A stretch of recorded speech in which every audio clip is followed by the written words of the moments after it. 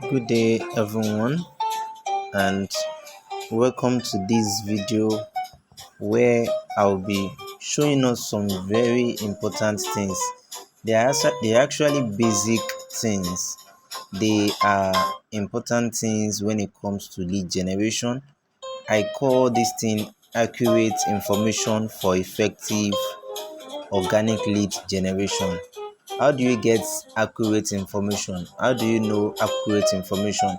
And why is it that sometimes you generate leads and it seems that the leads that has been generated, there's no result with the leads?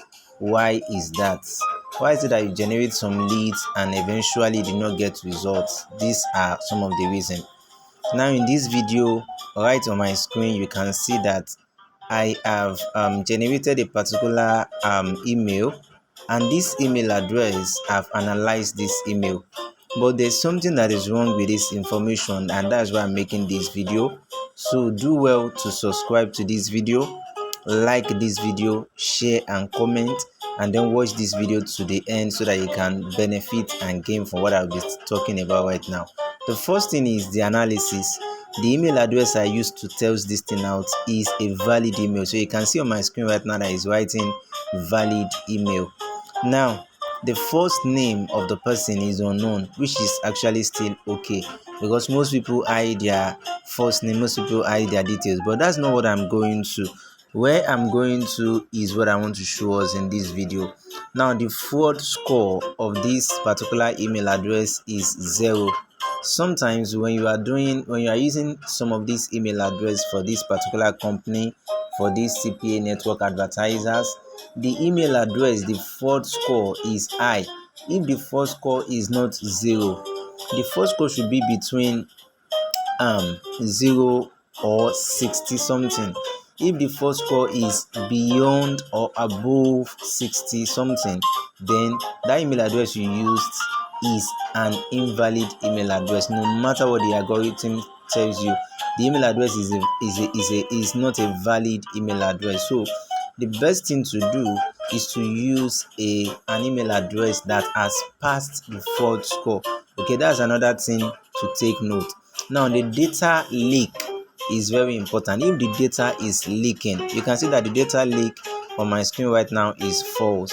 If the data leak is writing something else, then if it is writing something like true or so, then you should know that the email address you are using is invalid.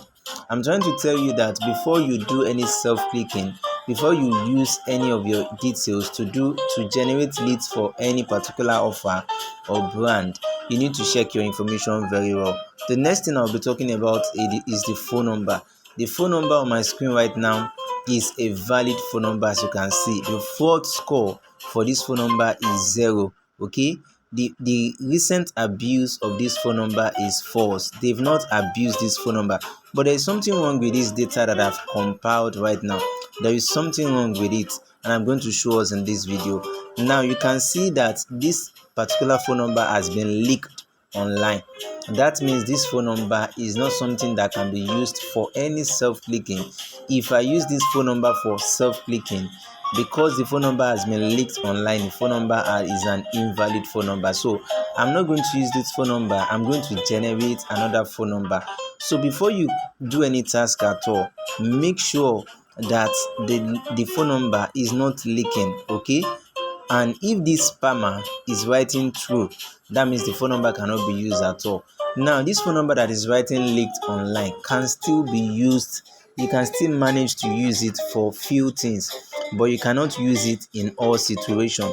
You can use it maybe once in every conversion. Let's say you want to convert 7 offers. You can just use it maybe one time.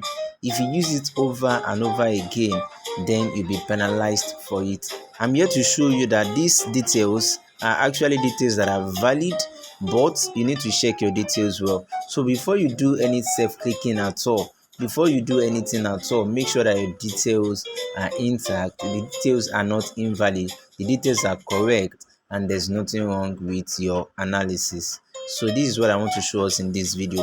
The email address must be intact, the fraud score must be passed, and everything must be up to date. Thank you.